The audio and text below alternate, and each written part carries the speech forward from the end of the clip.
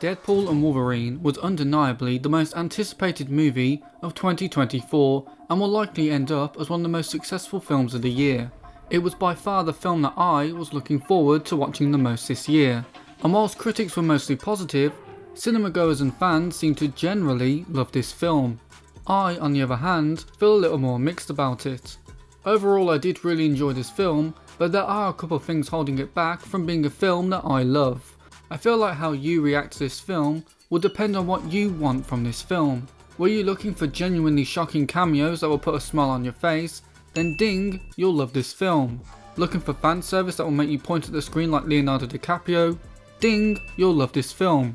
Are you hoping for a good comedy film that you can laugh your ass off to? Then ding again, because this is genuinely one of the funniest films that I've seen in a while. Very few jokes flop for me.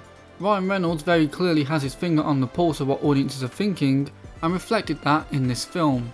I was actually really surprised by how on point Deadpool was with some of his commentary, even taking jabs at the MCU, highlighting the fact that since Endgame, the MCU has really face planted. The language that Deadpool used too, such as saying let's just take the L, really showed that Ryan Reynolds and everyone else involved had ingrained themselves into internet culture. And the best part is that it never felt forced and always came across as an appropriate thing to say. So if you were hoping to watch a film that would make you laugh, then this film accomplished that completely. And I would also say that if you were looking for good characters in this film, then I think you'll walk away from this film very happy for the most part. But if you were hoping for a good narrative or a strong story, that's where I think the film may fall apart for you.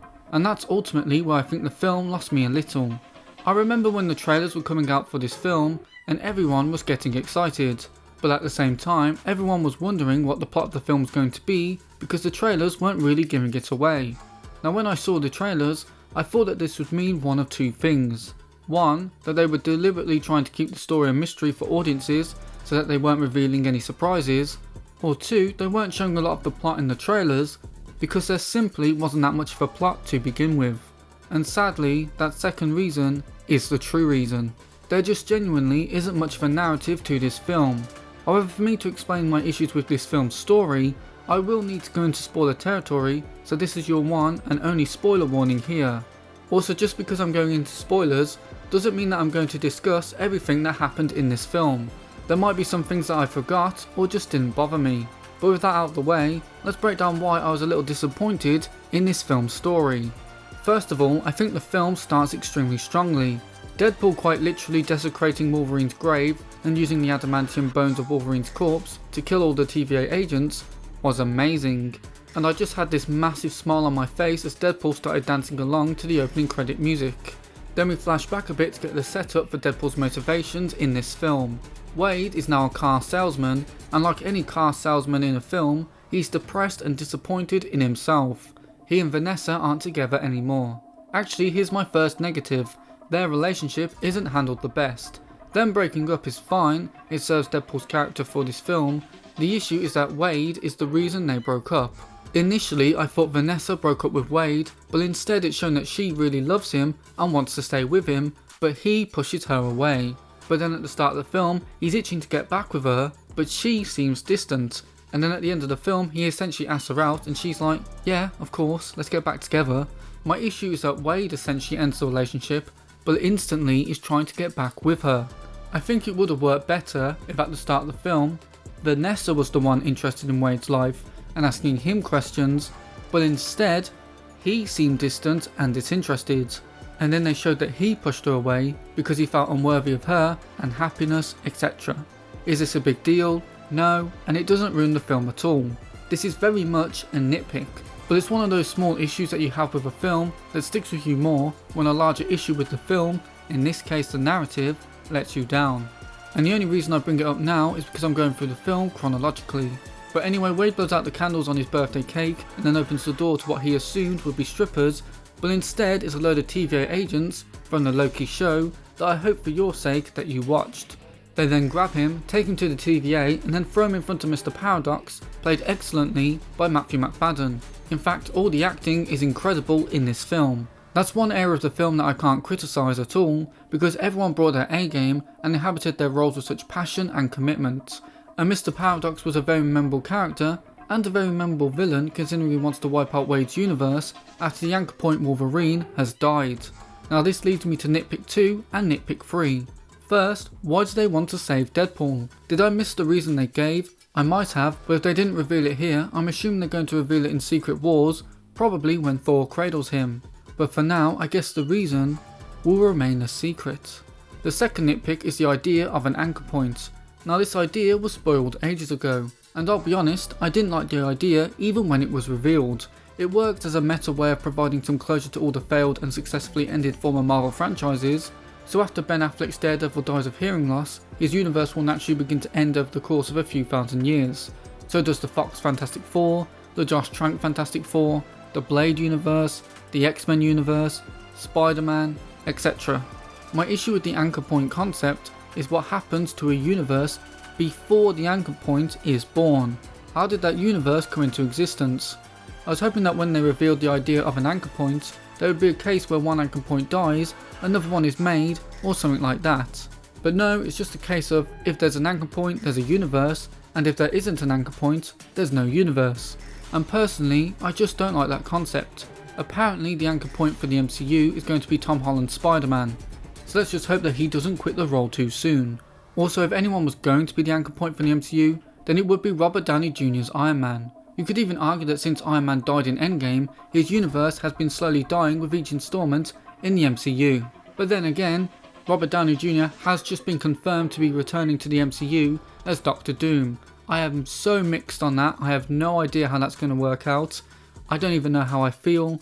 I have faith that Robert Downey Jr. could do something with the role and could be really good as Doctor Doom, but I need to see how it works, I need to know a bit more, and I think I just need to see some footage before I really decide whether it was a good idea or not. Also the Russos are back, so that's good. But anyway, let's stop ad-libbing and go back to my script. So Deadpool understandably doesn't want his universe to end and steals a TVA device that lets him travel through a glorious montage of fan service.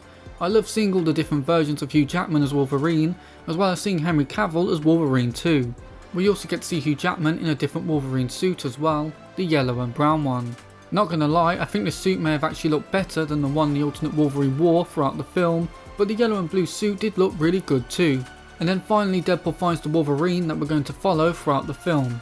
To the surprise of no one, Hugh Jackman hasn't lost a step in the many years since he last played Wolverine. He instantly reminded everyone of why he'll be the definitive Wolverine.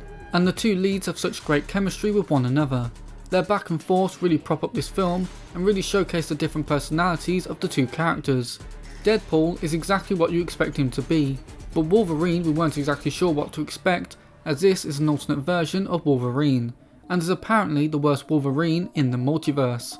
When I first came out of the cinema, I didn't really like Wolverine's characterization in this film, purely because he's the worst Wolverine, yet he still comes across as really heroic. He calls out Deadpool when he gets people killed, he gives villains a second chance, and strives to fix his universe no matter the cost to himself. So it felt like I was being told one thing, then shown another. However, after thinking about this even more, this is actually the perfect characterization for Wolverine. He is heroic. It's obvious to everyone around him that he's a hero with goodness inside of him. It's just that he himself doesn't see it, so he self-destructs and pushes everyone away. And we do get some genuinely heartfelt moments, primarily from Wolverine in this film. So I have actually come around to Wolverine's characterization, and I think this film does an exceptional job of not just showing why Hugh Jackman was a great Wolverine, but why Wolverine is such a great character in general, who deserves his consistent spotlight. But anyway, the two return to the TVA where Paradox calls them idiots for trying to replace one Wolverine with another, and then he prunes them and sends them to the void from the Loki TV show.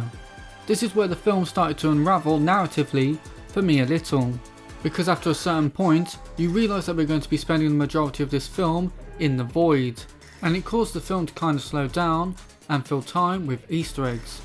Look, I love the cameos. Seeing Chris Evans in an MCU film again was amazing. Seeing Chris Evans as the Human Torch was even better, and it really proved how good he was in that role.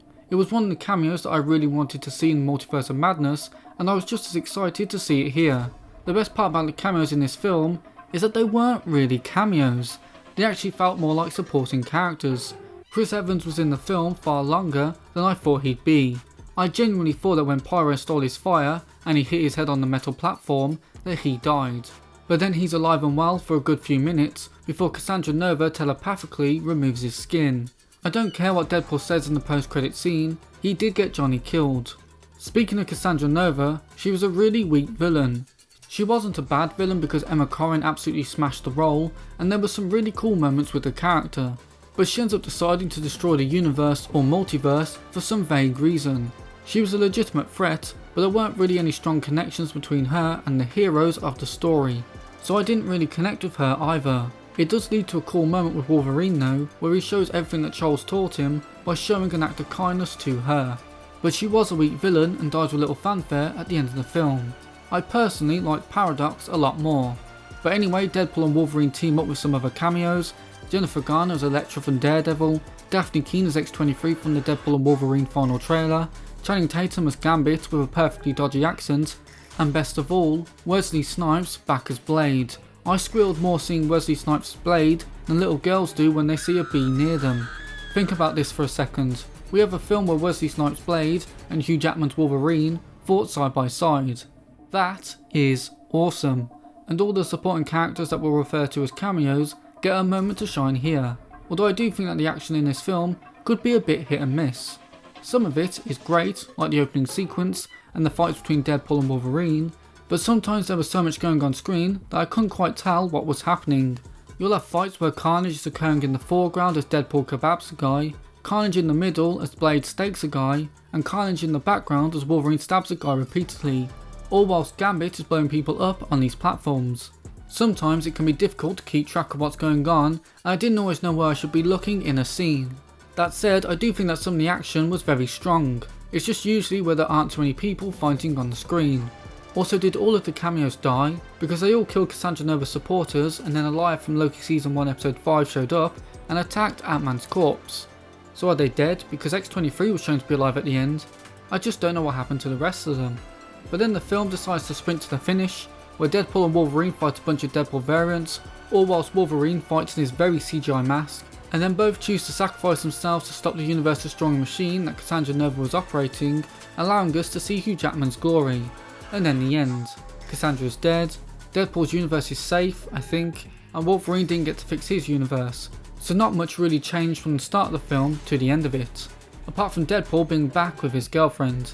And that's my problem. This is a very self-contained film that didn't really have any larger impact on the MCU. That wouldn't have been such a big deal for me had this not been a multiverse hopping adventure that acts as Deadpool's entrance into the MCU. And Deadpool still isn't in the main timeline by the end of the film, so I wonder how he's going to slide into that universe down the line. So is Deadpool in Secret Wars, and is Wolverine going to be in Secret Wars, because it's implied that this is Hugh's last time wearing the claws in the film. But then outside the film, it seems like maybe he will return. I wish the film gave us at least a hint of the direction that these two characters are going after this, but I guess we'll just have to wait and see. A lot of people are going to love Deadpool and Wolverine because it's just a lot of fun, and whilst there are things that I really wanted from the film, they're not necessarily things the film ever promised to deliver. This film wants to be a fun and wacky Deadpool and Wolverine adventure where you can just sit back and enjoy yourself and say goodbye to the Fox universe. And I think it absolutely delivers all of that. The humour in this film is excellent, the acting is extremely strong, the cameos are everything that we wanted to see in Multiverse of Madness, Wolverine and Deadpool have such great chemistry, and I will never tire of seeing Hugh Jackman and Ryan Reynolds back as the most iconic characters. It is literally just the story and the main villain that disappointed me. That said, I wouldn't be surprised if my opinion on this film shifted with time. Already I've changed my mind on things such as Wolverine's characterization, and with the amount of buzz this film is getting from fans and with how genuinely funny I find it, I could see this being a film that I rewatch with a lot of fondness. But as it stands right now, this is probably my least favourite of the Deadpool films, but easily one of the best MCU films post Endgame, and also a very fitting end for the Fox universe. But that is just what I think. What about you? Did you enjoy Deadpool and Wolverine? Do you agree with my issues, or did you love everything about this film? And do you think we'll see more of Hugh Jackman as Wolverine, or is this it? Let me know what you think in the comments below, and whilst you're down there, do be sure to hit the like button. It significantly boosts this video in the YouTube algorithm. And if you're feeling especially generous, then do consider subscribing. I'm hoping to hit 1000 subscribers before the end of the year, and we're nearly there. But anyway, thank you so much for watching this video, I really appreciate it, and I hope to see you in the next video. Bye bye. I'm the Messiah. I am